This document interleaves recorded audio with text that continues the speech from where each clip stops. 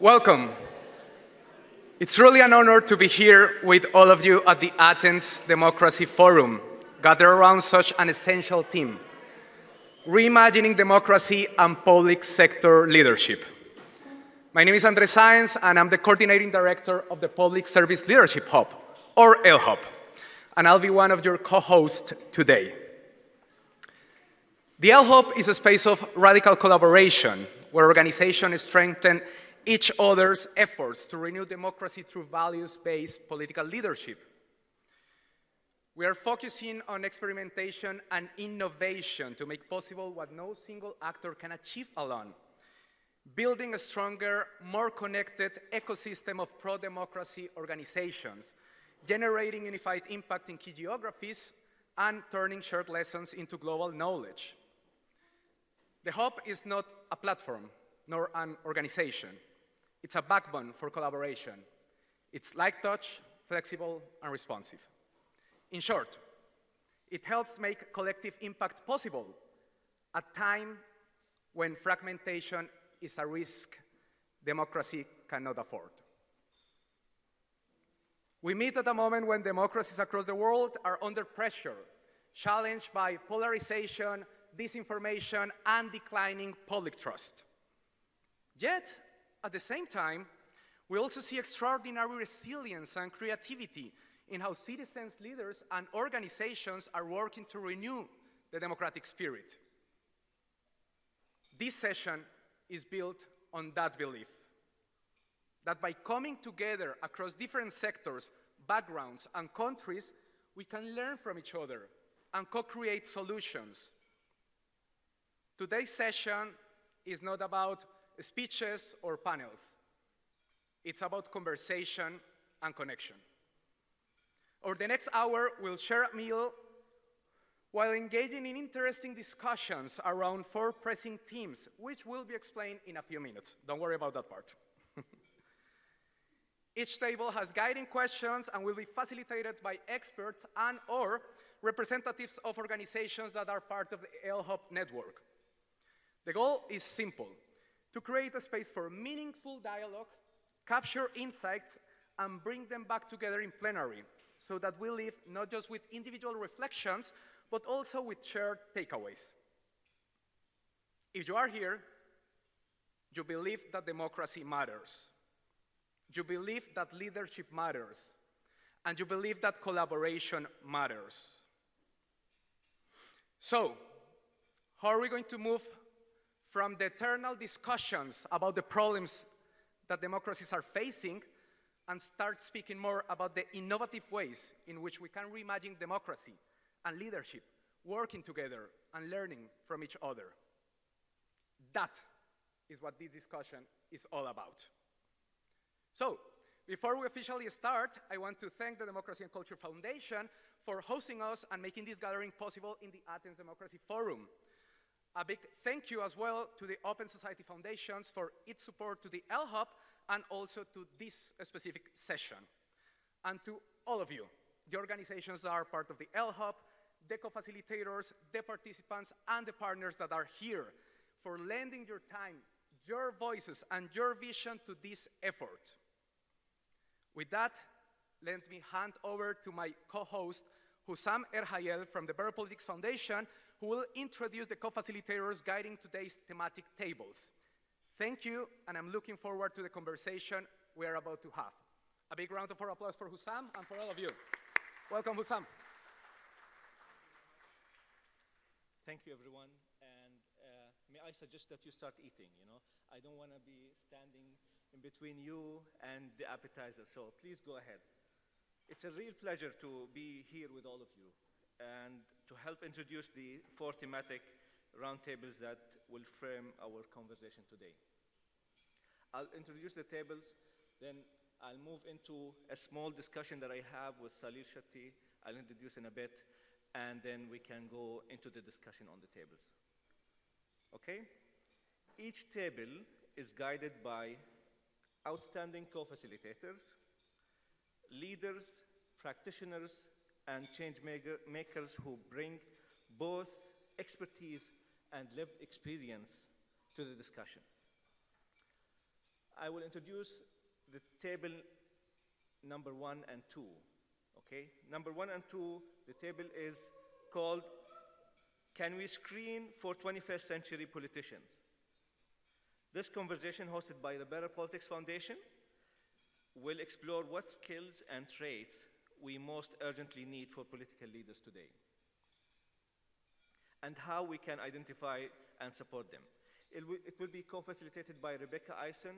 Rebekah, raise your hand. Yes, she's the head of partnerships at the Better Politics Foundation. And Dr. James Weinberg. James, raise your hand. And he's the associate professor at the University of Sheffield, whose research focuses on political behavior, trust, and leadership. Tables number 3 and 4 are under the title Resist, Persist, and Reimagine, Accelerating Diverse Women and Young People's Political Power, hosted by the Colmena Fund and VoteLGBT. This session will look at how inclusive leadership can renew democracy globally. It will be co-facilitated by Suyen Barahona. Suyen, raise your hand. Hi, Suyen. And she's the executive director of the Colmena Fund. And the other table of that group, basically, it will be facilitated by Pereira, the executive director of VoteLGBT. Please raise your hand. Yes, and give her a round of applause, of course. Group number 3, which is tables 5 and 6, under the title Narratives for Democratic Renewal, hosted by the Obama Foundation. The discussion explores the power of storytelling to shape democratic culture and inspire participation. It will be co-facilitated by Zohdy. Nada, she is the global network lead at the Obama Foundation. And Pavel Kounchev. Pavel, raise your hand. Yes. And he's the co-founder of Fine Acts, a global creative studio for social impact, bridging art, science, and activism to instigate social change. So, the last but not least group, Building Public Trust, hosted by the Open Society Foundation. The table will take one of the democracy's biggest challenges, how to restore trust in institutions. It will be co-facilitated by Vonda Brown. Vonda? Yes, here you are. She is the global lead of the Catalyzing Champions for Democratic Practice initiative. And the other table of that group basically will be coordinated by my co-host here, Andrés Sáenz. Raise your hand. There he is. And he is also the coordinating director of the L-Hub. Across all these themes, the goal is the same: to connect, listen, and generate practical insights that we can bring back together in the plenary and back to our countries. Thank you to our co-facilitators for guiding us, and thank you all for lending your voices to these critical conversations. And before we dive into the roundtables, we want to take a moment to zoom out and reflect on the big picture that brings us all together. To help us do that, I'll be joined by Salil Shetty, the chair of the D-Hub, the Democracy Hub. Salil is a globally recognized human rights activist. He has served as the Secretary General of Amnesty International. He also led the UN Millennium Campaign. Before that, he was the Chief Executive Officer of ActionAid, among many other leadership roles in the field of human rights, democracy, and social justice.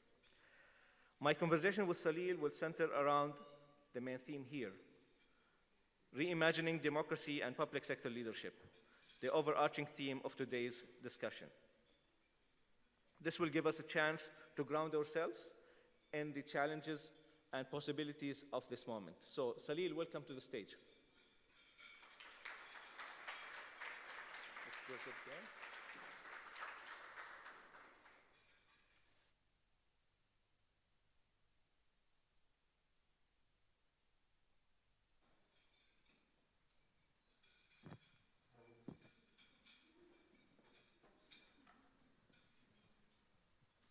So, Salil, I'll ask you big questions. You give us big answers. Question number one. Every major democracy index shows the same alarming trend. Freedoms shrinking, institutions weakening, trust collapsing, and amid an unprecedented 74 national elections in 24, practically half of the population of the world went to elections last year, representation scores collapsed to their worst in over 20 years, with 7 times more countries declining than advancing. Why is democracy failing so badly? Speaking here at the Athens Democracy Forum. And who or what is really driving this decline? Thank you, Hussam. I just wanted to say that, whenever I go for meetings like this, and you have these talks during lunch or dinner, I really hate the people who are talking, because you really want to eat your food and then someone's kind of droning on in the back. So here we are doing exactly what we dislike. Also, I told Andrés yesterday that he was planning every little bit of this event, and I told him, don't worry, nothing will go according to plan. And I was completely wrong. Everybody's so well behaved. You've showed up. You're all seated and very quietly eating your starters. Thank you for that. For those of you who are wondering if you've come to the right place, because I know there's stiff competition, there's some other lunches going on, you can be assured that you can't get a bed. And the food is better here as well, apparently. So I don't think we should kind of start by depressing people in this room. But since you mentioned the location, I mean, you can't think of a more kind of poignant location than Athens to talk about the ills of democracy and reimagining it, because I'm sure many of you know that a lot of the people who initially conceived of it, the Platos, the Aristotles, and even Socrates, I understand, had all anticipated a lot of what is going to go wrong. And particularly, I think, there are two kind of arguments, right? One is that the voters are dumb, so don't let everybody vote. Choose a few people to make the decisions. That was one. And the other was elite capture. So both these arguments were made, and of course, it's very predictable. We've ended up where we have. But I think just from where I sit, which is in India, in South Asia, which is where kind of my worldview is currently kind of fashioned around that. And also my work with Amnesty, in the 1990s, with the fall of the wall and all of that, our understanding of authoritarians meant either military dictatorships or the kind of, communist states, China, North Korea, Russia, etc. And otherwise, we were celebrating, the end of authoritarianism. There was electoral democracies everywhere. All the major countries were moving that direction. Brazil, if you take any continent, Brazil, Indonesia, India, Nigeria, all the big countries had become electoral democracies, and it was also seen as part of the sort of neoliberal package, so it was kind of free markets and democracy. So, huge celebration that we are now, all of this is behind us. And but I think what happened at that point also was that the authoritarians, if there is a group like that, figured out that the Western powers who run the world had essentially started equating democracy with elections. So I think they figured out that actually you get legitimacy by winning elections. And it's not that difficult to game elections when everything else is not, the foundations of democracy are weak, and you have elections as a single key factor to determine whether you're a democracy. So I think, I don't know if it's Rajapaksa in Sri Lanka who killed 40,000 Tamils and polarized the country and came to power. But soon enough after that, you know the list, right? Where there's Duterte in Philippines, Erdogan in Turkey, Orban in Hungary, Modi in India. The list is long, Bolsonaro in Brazil, and Trump 1, Trump 2, etc. So we've come here, from where we started, we moved rapidly to the situation where this is a new breed, right? I call them elected authoritarians because they're coming to power through the ballot box. Now, is it a free and fair election? We can debate it. But I'm just saying that we are dealing with a new animal. It's not what used to be before. Yeah. So you didn't want to paint a grim picture, as you And said. I painted it. Yeah.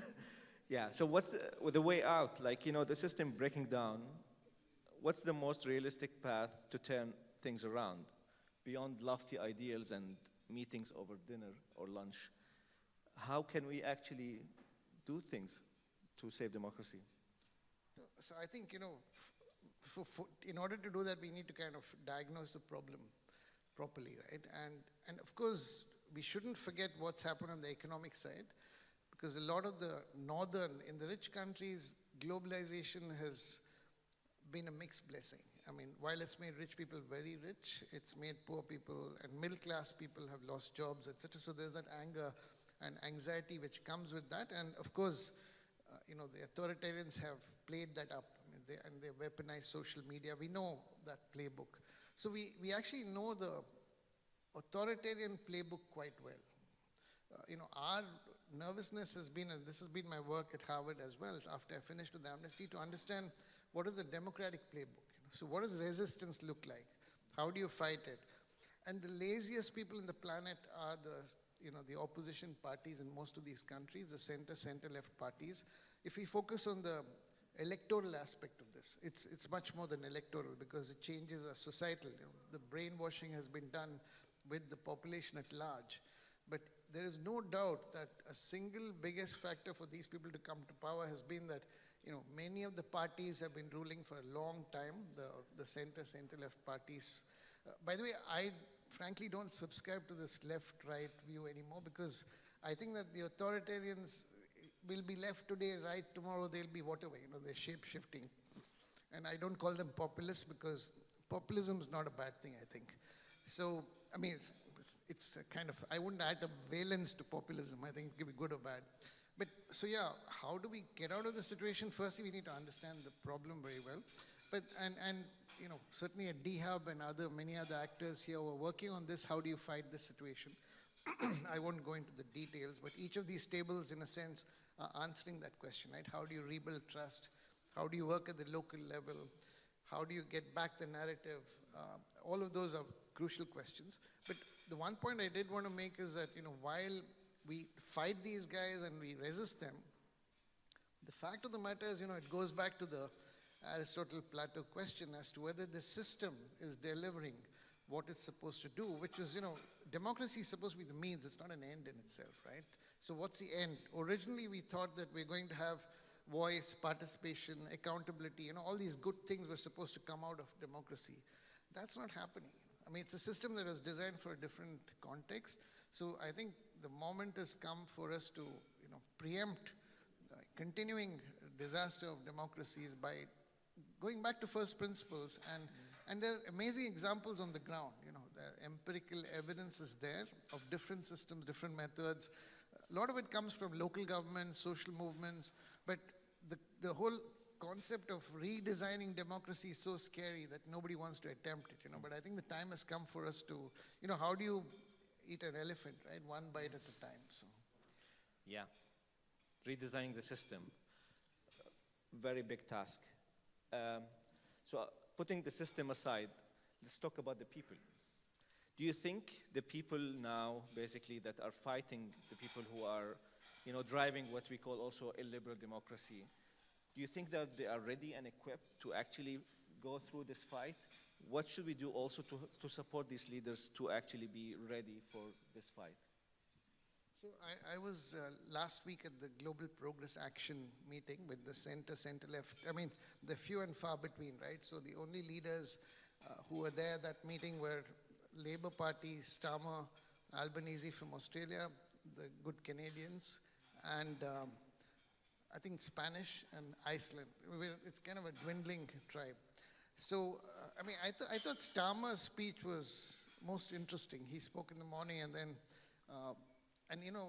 you're probably aware that in the UK we had a massive anti-immigration rally with hundreds of thousands of people on the street. this guy called Tommy Robinson, and of course Nigel Farage. So the labor, and I'm kind of answering your question in a slightly roundabout way, because so what happens typically is as soon as when you face these situations, then the center left start trying to behave like the right. So Starmer's now saying, the flag is so important and we're all going to unite. And the thing is, you can't out-reform party. You can't out-Trump Trump. It's not going to happen. So in India, for example, we had a very famous lawyer, minister. So he said to the Congress party, which is the sort of more progressive party, when they were starting to say, that they're also Hindu, they're also nationalist. So he said to them that, whatever you say, people know that you're a duplicate. The original is the BJP. You're a duplicate. So don't try to pretend like what you're not. Stick to your values, go back to the basics. So leadership-wise, I'm saying, that's the number one thing. That if you're not clear about your core, you may lose an election, but if you don't know what you stand for, then it's a problem, I think. And secondly, I think, in some ways, all the answers are known to us. I was just saying to Mabel earlier, it's not, if I had to ask Lisa or Mabel or any of the people who are Suyen who are working on this for a long time, what are the 10 things we need to do? It's not rocket science, go local, be authentic. We know all of these things, right? And we know that there's a complete collapse in political leaders and institutions. So don't use the same routes, use people who are more authentic, etc. We know that, but it doesn't get executed. So I'm saying the new leadership we need is completely different, I think, from the leadership we needed for the past, but it needs a complete rewiring, re-engineering. I want to provocate you a bit as well. I feel like, the people on the extremes, not necessarily right or left, are more ready to, between brackets, die for their country. I feel like the center, left, right, they don't show any heat when they talk about their country. I feel like it is really hard for the public to actually relate to or believe or trust the center now. Isn't it, like you say, we shouldn't, replicate populists. We shouldn't replicate basically the extremes. But do you think also the narrative really has an issue there? Do you think that this narrative also has to prevail in the center at some point? At one level, yes. And Beck will be happy to know that, I always quote Meloni for this. I think Meloni's got the most brilliant three words she uses for her narrative, which is family, God, and country. So, we will take hours and hours to describe what we are, and she says it in 3 words. I often quote this. And we are queasy about all of these. And each of these are quite loaded. We don't know how to deal with this. Family, we think that's an attack on women.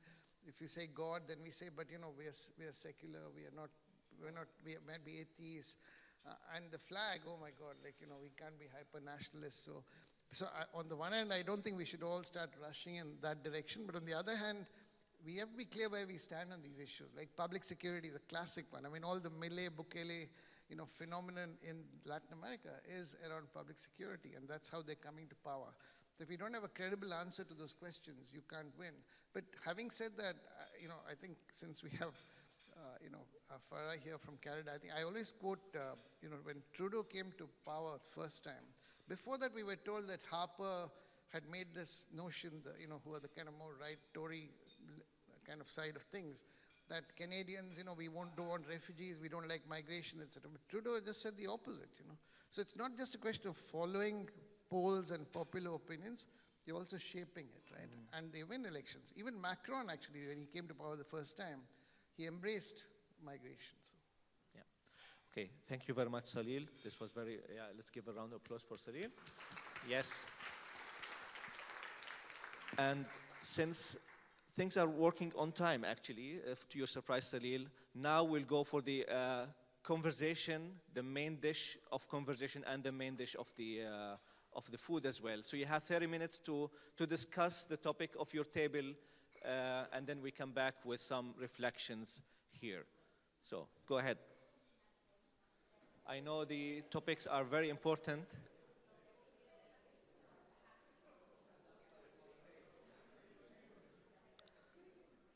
Okay? Can you hear me now? Clap once if you hear me. Clap twice if you hear me. Clap 3 times if you hear me. Okay? Maybe clap 4 times if you hear me because I still... Okay, thank you very much. Thank you for participating in this rapid speed discussion over lunch. Now I'll ask the co-facilitators, the co-hosts, to gather, synthesize their insights, and one of them would come here and tell us what they have discussed on that topic on their tables, okay? So while you enjoy the desserts, the co-facilitators don't enjoy the desserts, and they work. Okay, so we'll see you in 10 minutes. Hello, everyone. Clap once if you hear me. Clap twice if you hear me. Clap 3 times if you hear me. Clap 4 times if you hear me. Great, welcome back. And I have to say, great dessert. I liked it very much. That was amazing. The highlight so far. So we want to hear back from the co-hosts, from the hosts of the thematic tables. And I want to start with Beck. Beck, please remind us what's your topic about and give us very brief 1 or 2 minutes, insight. It's me. So reminder, I'm Beck from the Better Politics Foundation. This table and table 2 were very interested in what are the skills and traits politicians need in this weird 21st century that we're in. And we kind of did a little exercise where we had some skills and we were figuring out in which circumstances we would dial them up and down. So what we noticed is that people identified quite a mix of personal kind of traits like empathy, integrity, or whatever, and also professional ones like being able to create policy. I think that mental well-being and resilience really came out as something that underpinned a lot of this work, which is in line with what we've also seen. We did a report, Mere Mortals, a few years ago that found that elected officials had lower mental well-being scores than emergency service employees. Look up that report if you are interested. Over on this table, there was a provocation of, okay, what would these skills look like, or what's getting in the way of politicians having these skills? And someone suggested that it could be political parties. So there was a provocation of what does democracy look like without political parties? And is there potentially a place for technology to step in there? We like to think about most of these skills as dials that you turn up and down, but there probably are some that are switches, right? That, you just turn on and off. The ones that were identified mostly were authenticity, proactivity, passion, and integrity. Those are ones that are either on or they're off. What else do I have here? Oh, we need to be more forgiving, or politicians need to be more forgiving of themselves, and probably us as a public also, in very difficult situations. They are people who are going to fail. They are people who maybe aren't going to necessarily fail, but like make perfect choices. No one can be perfect. I think that's most of the major takeaways, but I would just really thank the people for being involved with this process. It's a little unorthodox, and they really got into it. Thank you. Thank you very much. Yeah, so very interesting insights. And if you want to hear more about, or read more about dials and switches, I recommend checking our Substack, the Better Politics Foundation Substack by Lisa Witter, and she just published a new piece basically on this. Great, thank you very much. Group number 1. Group number 2, Suyen, you're presenting. Suyen there. 2 minutes. Very difficult. We had a very rich conversation, and where there's a lot of diversity here. But we focused on two questions. One on strategies that are proving effective in building inclusive political pipelines. And there was a lot of conversation around youth political participation. And then also, how do we ensure that inclusion goes beyond representation and leads to real influence in decision-making space? I have like four takeaways, sorry. One is a lot of discussion, it seems, in both tables on what they called in that table local level political engagement, but also that has deep human connection. And in this table, we talked about the importance of building a sense of community among young people, young women especially, and holding those spaces for solidarity, for dialogue, for exchange is fundamental in order to increase that pipeline of younger political leaders, that sense of belonging. Second, I think in both tables, we discussed the issue of civic education at a young also age, and talking about civic education initiatives that are happening in schools and in high schools and even in primary school that are where they're learning about the value of democracy and just capacity building as fundamental as well. It seems like in both tables we talked about the use of social media, but messaging that is positive, that strategies that they're using sometimes in South Korea, in the US, and in Ecuador around positive messaging and action-oriented messaging is what is also attracting more young people to engage. And to really position young people as agents of change. And then two other points or takeaways is really working on tackling the social cultural norms that are limiting this diverse participation is fundamental, because they act as internal barriers for groups, for individuals. And then the last one is supporting leadership that is really working within movements to advance collective agendas, so that really when they get to those positions, really have transformative agendas with them to move forward. And yeah. Thank you very much, Suyen. Yes. And yeah, like community is very important for young people, especially. I know the majority of youth wings of political parties, the people join for a pizza party or join because their friends are there. So community is the key. Group number 3, Nada, go ahead. 2 minutes max. Microphone is coming. Okay, thank you everyone. Again, I'm Neda with the Obama Foundation. Our table spoke about narratives that either help or harm democratic renewal. And I just want to share a couple of quick takeaways. First, there was a clear consensus at our table about us being tired of losing the narratives battles. And what does it look like to enable new strategies to overcome that?